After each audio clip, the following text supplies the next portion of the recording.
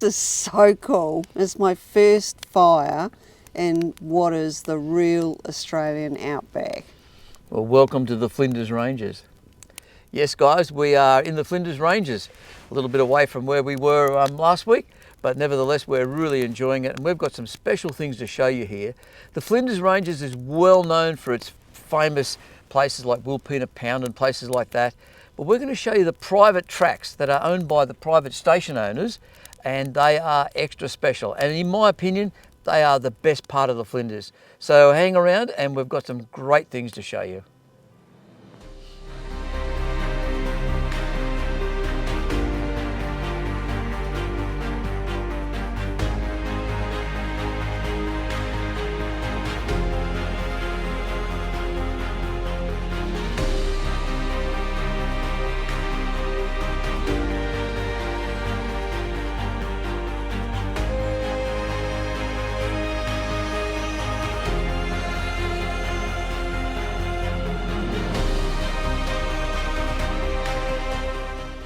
Okay, here we are at the Willow Waters private four-wheel drive track.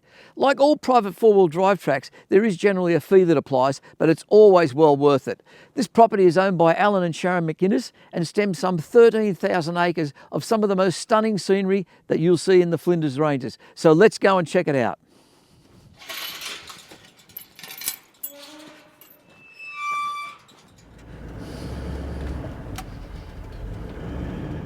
Even though I visited this track in previous years, I still get excited about what's to come. I personally believe you can never get bored with such stunning landscape. So just before you start this journey, you're handed this itinerary here from the McInnes family, and it has all different points on it, like signpost number 3, signpost number 2, 4, etc., and very well detailed and easy to follow, and it tells you a little bit about the area that you're in. We're currently at signpost number 3, which is the Greens family homestead. The Greens settled here in the 1880s and later sold the property to the McInnes family in 1960. I'd say it was, because it's definitely the chimney, isn't it? That would be definitely part of the oven. Yeah. That would have been the chimney. Yeah. Yep.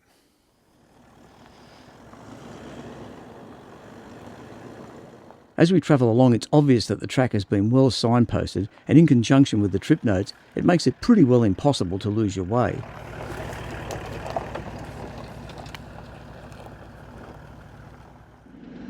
Certainly glad we haven't got any water in the gorge at the moment, or we'd be in a little bit of trouble, wouldn't we? Yes. Well, it would be absolutely stunning to see it. Oh, it would be, yeah. But not today. not today. No. Jesus. Oh, okay, I was going up there. Yeah. His signage is excellent. Okay, we've just passed signpost number 6, and the next instruction is engage low range four-wheel drive. So we're obviously in for a little bit more serious stuff to come, so let's do it. Sooner or later, if you want to visit the mountains, you've got to go up, and this is quite steep.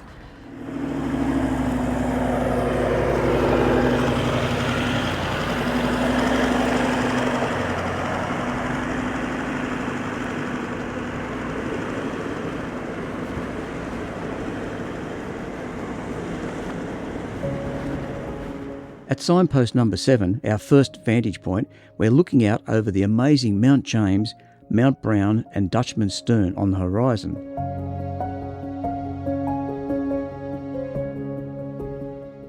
That's beautiful. Yeah, it's amazing, isn't it? So it's like it's got a spine. Yeah. It goes all the way around. Yep. Here comes another bit of a deep rut, this one.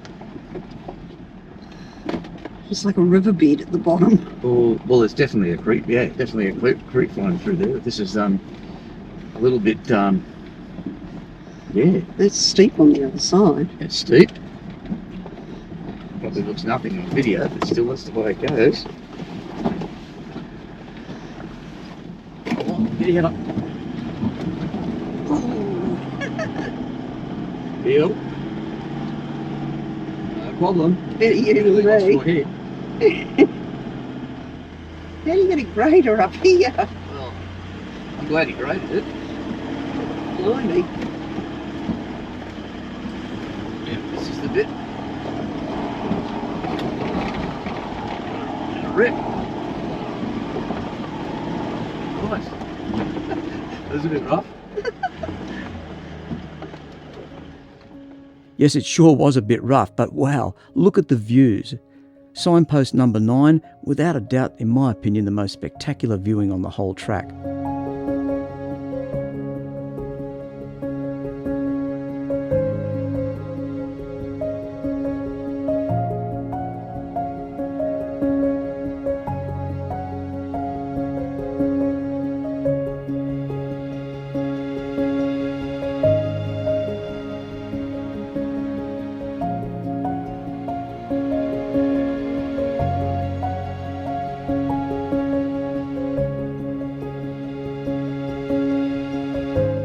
It's so hard to move on, but unfortunately we must.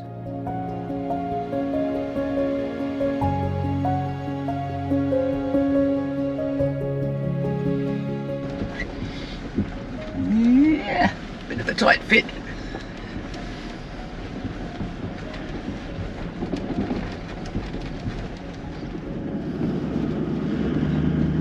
So we're now winding up probably the steepest incline we'll have on the whole trip. And yeah, our last major vantage point. Signpost number 11, and yes, more awesome scenery.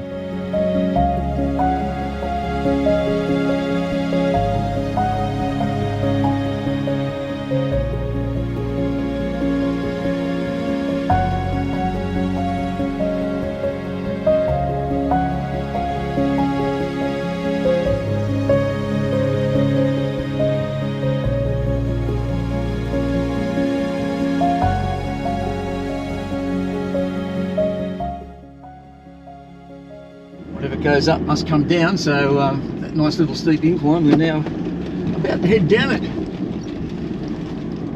Very slowly. And that classic 3-point turn at the bottom, which I love. Oh, we've got to do that again. We have to do that again, yes. Oh, it is steep. I can't even see the bottom of it just No, yet. not yet. Oh my God. Yeah, it looks nothing on video, but Shit, what would that believe be? me, About guys, this is steep. 45 degrees? Yeah, it probably is, yeah. Goodness. Everyone can see that little right-hand turn ahead of us. Well, yeah, that's a classic for a Toyota 79 series. This is one of those turns you can't turn without doing a 3-pointer. The last thing we want to do is go off that edge there.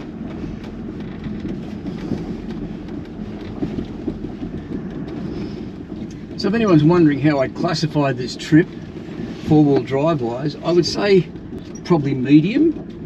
But everyone's interpretation to medium, hard, easy is always different. But from what I've been experiencing, probably about medium.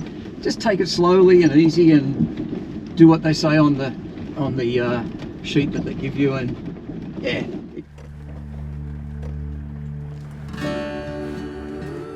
So speaking of downhill, it's all downhill from now until we reach the end of the track, and it's time to traverse what is known as the Double Dipper Creeks, and eventually back to camp.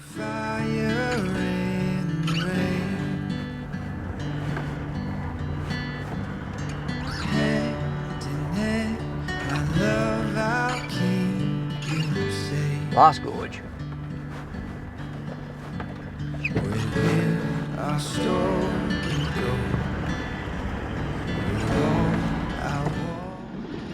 Well, here we are, folks. We're at the end of the trip, last gate, and then we'll be back to pretty much close to where our campsite is. What can we say? Fantastic day, great scenery. That was awesome.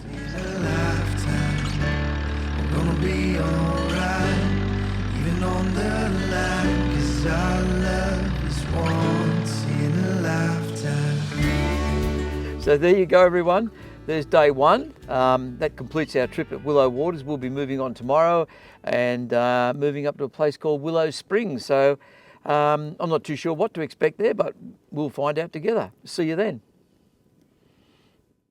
We're up on Stokes Hill at the moment, and welcome to our four-wheel drive track number 2. Stokes Hill is part of the Willow Springs station, and we're going to explore that tomorrow. I believe it's about an 80-kilometre trek, so it's one hell of a track, so stay tuned. But in the meantime, have a look at this sunset and let's sit back and enjoy that. We'll see you tomorrow morning.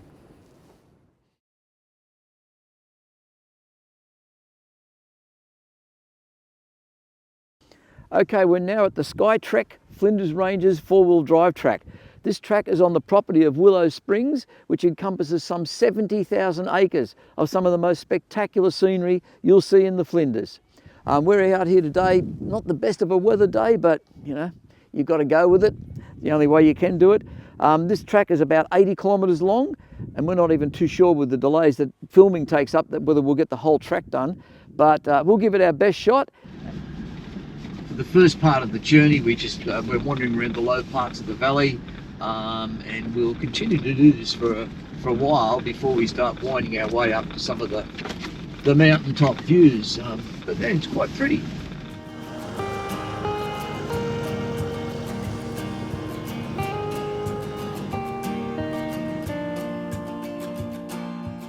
While we're just travelling along, we're at point 6 at the moment. And we've got just behind us here, it's going to be hard to show you, but we will give you a close-up in a moment, some Aboriginal engravings. So it just goes to show you how far this land dates back. These engravings are believed to be from the more recent Indigenous people. Reedy Creek Spring is one of the much larger natural spring pools full of reeds and watercress.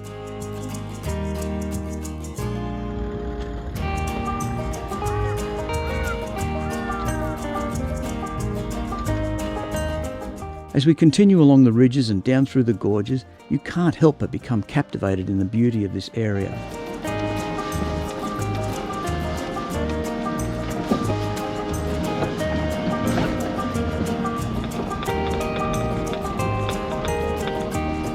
So far, pretty easy four-wheel driving, but I'm led to believe that this will change soon.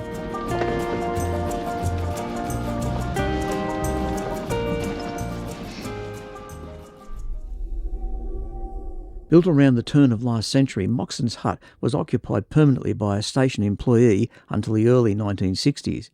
In 1993 and 2018, with the help of the Nissan Patrol Club, the hut was fully restored for generations to come.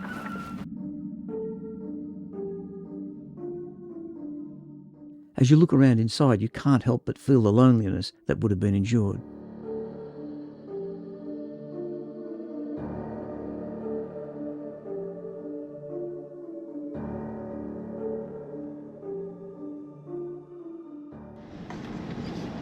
Well, for the last few hours, we've just been driving between the mountain ranges and pretty flat.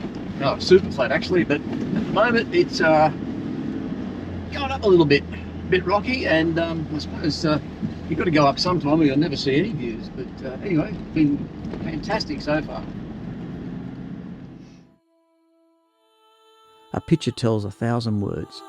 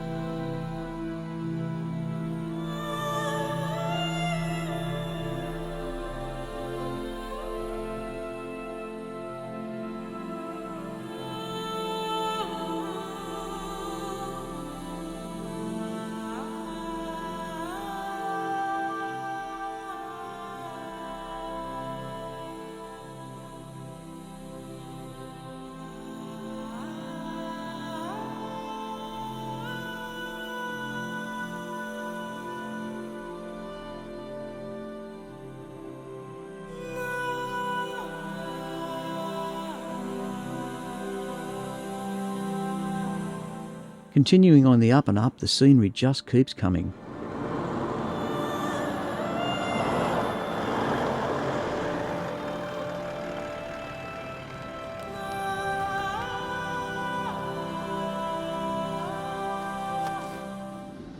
This This is known as Valley of the Pyramids. So if you can see that in the foreground, you'll know exactly what we're talking about. Pretty good explanation.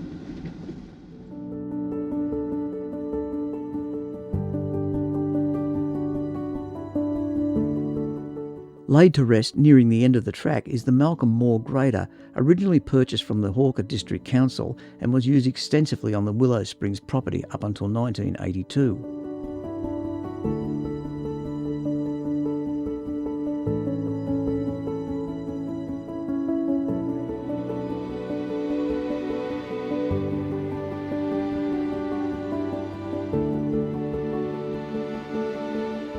As we near closer to the end of the SkyTrek trail, the vastness of this landscape still blows you away.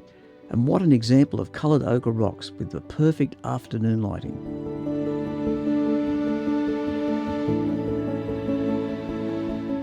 Well, that just about brings us to the end of the SkyTrek tour.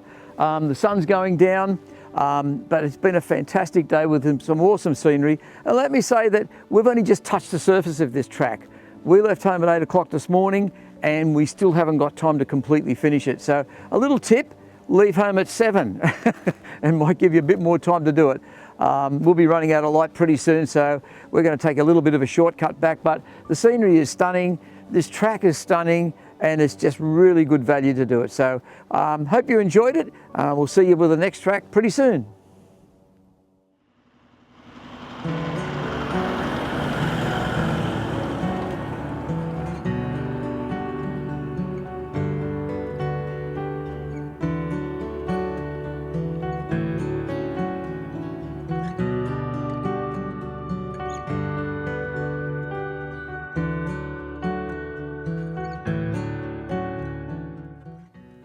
Okay, it's the night before we commence private track number 3.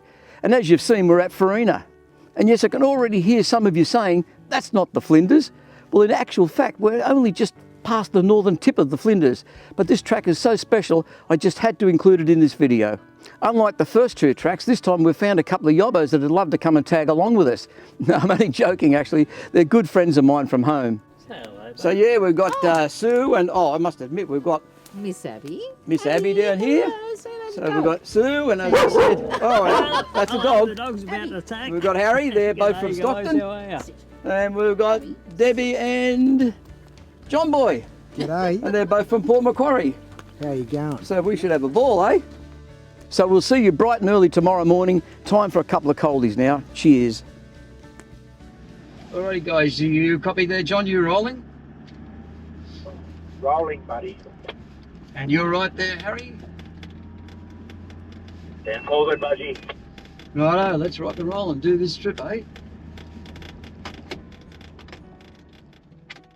Good morning everyone and welcome to private track number 3. As we said last night, we're at the property of Farina, which is just slightly outside the Flinders, as we said. But anyway, it's a great track, and just as normal, when you sign up with the property owner to do this particular track, you're handed a list of notes, and it's very, very detailed, gives you a lot of helpful information on the way and history and what you're seeing, and etc, etc. And of course, once you pay your money, you get the key to the gate, and that allows you to do the trip. So let's get this trip on the go.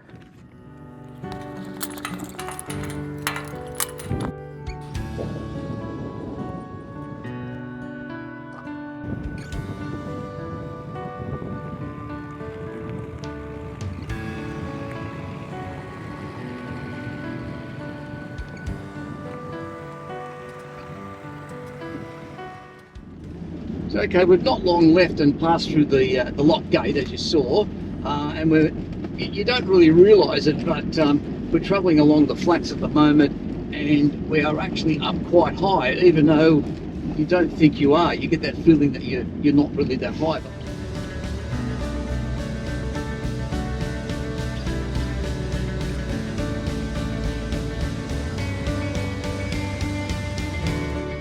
Farina Track is not just about stunning scenery, but it's also its vast array of geological formations found throughout this somewhat small section of land. In fact, geologists from all over the world come here to witness and explore this amazing phenomenon.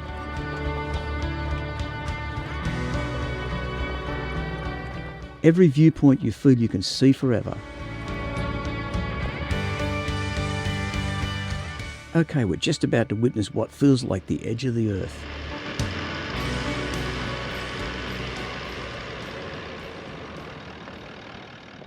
Time to round up the crew for that family snapshot just before we commence our descent. Yeah, I'll let you get nearly down to the bottom before I start coming over. Copy that.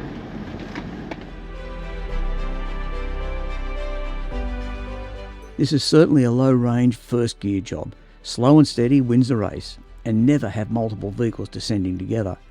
It's one at a time, just in case something goes adrift.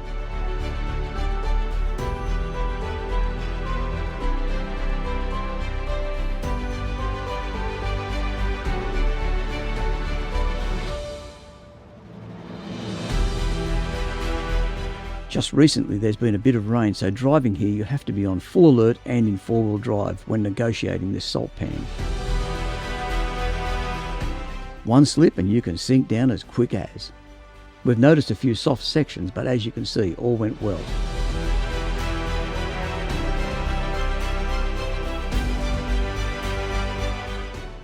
This, guys, is probably one of the most beautiful spots on the trip, and we're at point number 8, 8.5 kilometres mark, and it's Farina Springs, and it's absolutely picturesque. I believe in some of these salty springs behind us here that we've got little fish, but it's yet to be seen. I'll see if I can find some.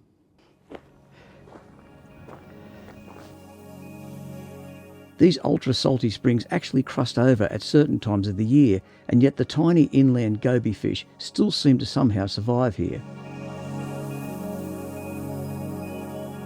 On the hill slopes by the springs you can see the slabs of shale which form the landscape and where the water from underground seeps up to these streams. I'll hand over to Dr. Deb for a rundown on some of the animal bones we found. And that's the bit that goes into your hip joint, and that's your knee. So that animal, its leg bone from here to here was this size. Crikeys, very small.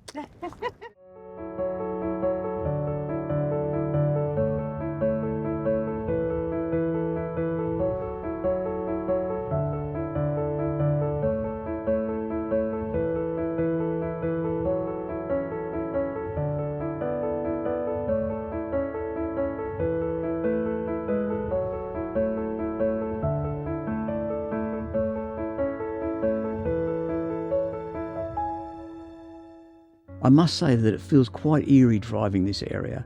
You could be mistaken for feeling like you're on another planet.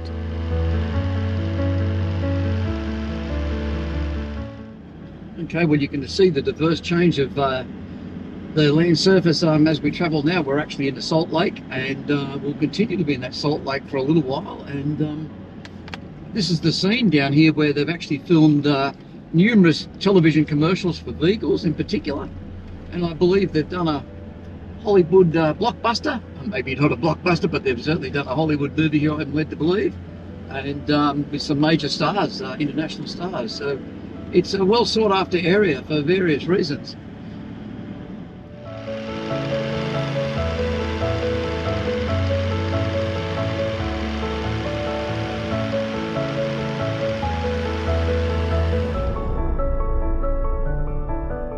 Quartz is definitely the most common mineral on Earth and can be found extensively throughout this whole area. We've just arrived at point number 10, which is appropriately called Quartz Hill, and another one of the changes that we find along the track. So you're not allowed to walk up the hill, but we can walk around the base, and I'll show you a little bit about the quartz rock.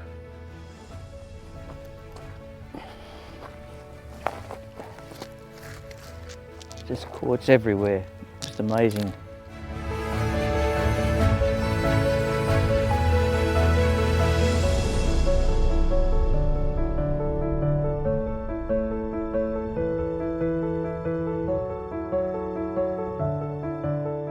Is it any wonder why areas around here were used in TV commercials depicting the surface of Mars?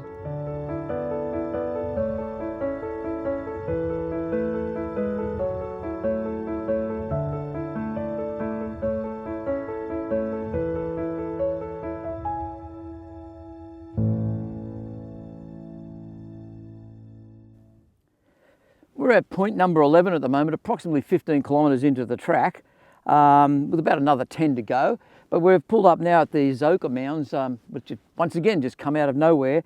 But there's a massive scattering of this magnetite or ironstone that's sprinkled all over the top, and it's protected a lot of the ochre from eroding, but obviously there is some breakaway points where the ochre erodes quite quickly. But it's amazing, this ironstone is, no wonder they call it ironstone, because it is hard rock.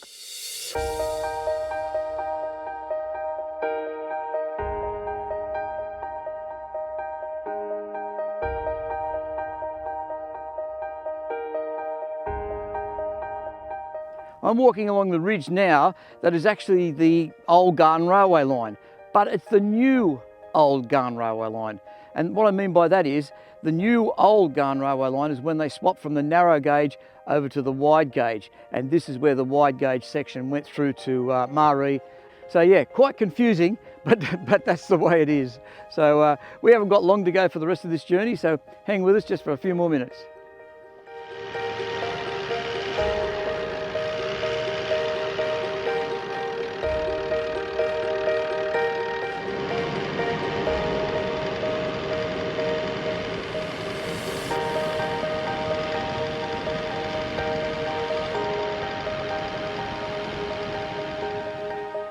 Well folks, that brings us to the end of this video. We hope you've enjoyed these private tracks. We've only shown you 3 of them, but there is a lot more. So when you're touring around this area or close by, check out all the stations, the local stations. Most of them have private tracks, which is well worth doing, and it's the best scenery that you're going to see in the area. So if you've enjoyed this video, please don't forget to click on the like, subscribe and notification button. That way you'll keep up to where we're going next, etc, etc.